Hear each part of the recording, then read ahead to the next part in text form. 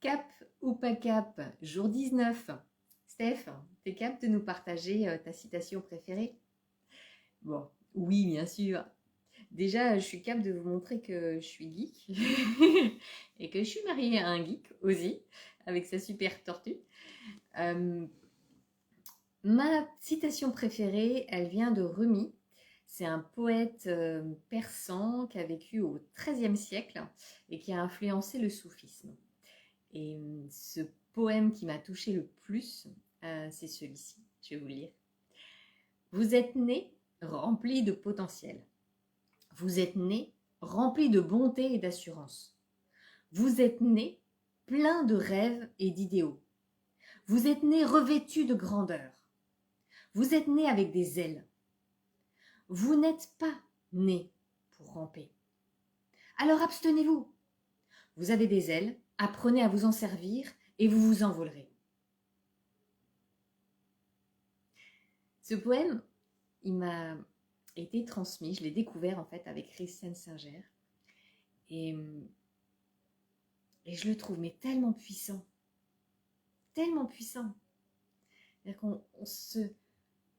on se limite soi-même dans notre potentiel.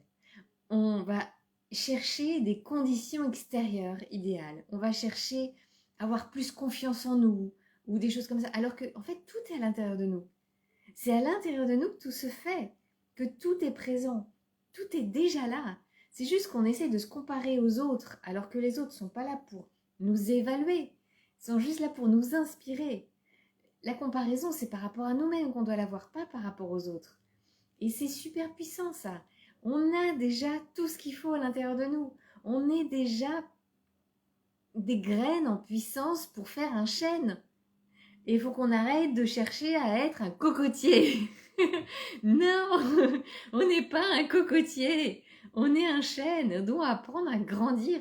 Et il y a toute la substance à l'intérieur pour devenir ce grand chêne. Tout est déjà à l'intérieur de nous. On a juste besoin de respecter qui on est et se connecter à ce qui on est. Et ça n'est pas si facile que ça. Non, vraiment pas. Parce que depuis notre enfance, on est bercé dans des schémas de répétition, d'intégration aux autres, par peur d'être rejeté ou des choses comme ça. On va s'intégrer, on va rentrer dans les étiquettes, les cases que les autres nous ont collées, que ce soit nos parents, que ce soit nos profs, que ce soit même des copains en fait. Et en grandissant, ça peut être les cases conventionnelles, de même nos propres échelles de valeurs, de qu'est-ce que c'est pour nous une bonne femme. Voilà, comment on voit les choses, même comment on définit nos rêves en fait. Tiens, moi je serais heureuse quand j'aurai une famille avec 4 enfants. T'en sais rien en fait. Tant que tu les as pas eu, tu sais pas. Et on est bourré en fait de tous ces schémas-là. Et il y a bien un moment où il faut qu'on aille regarder ce qui nous limite. Parce que c'est à l'intérieur de nous que les limitations elles sont. C'est pas à l'extérieur. Le moment où on passe réellement à l'âge adulte, c'est pas à 18 ans. Hein. C'est à ce moment, au moment où on est capable de dire merci papa, maman pour ce que vous m'avez apporté. Vous avez fait du mieux que vous pouviez. Avec le contexte dans lequel vous avez grandi, avec vos valeurs, avec ce que vous viviez. Maintenant, tout ce qui m'a manqué, c'est moi qui me le donne. C'est ça le passage à l'âge adulte. C'est à ce moment-là, en fait, qu'on peut faire le shift. Et celui-là, il se fait carrément pas à 18 ans, loin de là. C'est plus vers les 40, voire même au-dessus, qu'on est capable de dire, ok, en fait, mes parents sont imparfaits, tout comme moi, je suis imparfait.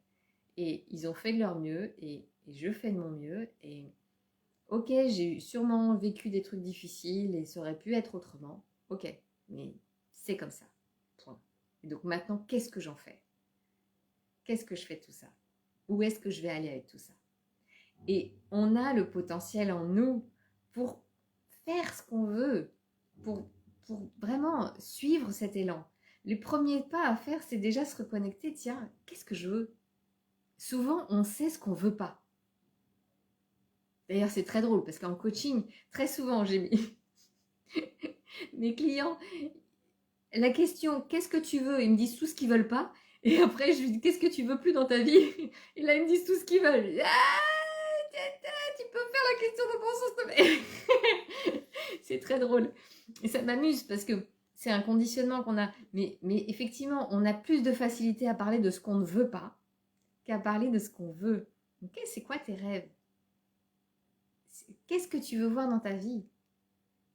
Où est-ce que tu veux que les choses changent? Et en quoi tu veux qu'elles changent? Ok, qui tu vas devenir pour installer ce changement? Ça, c'est la question d'après. Quel petit pas tu vas faire pour y aller? Par où tu vas commencer? Par quoi tu vas commencer?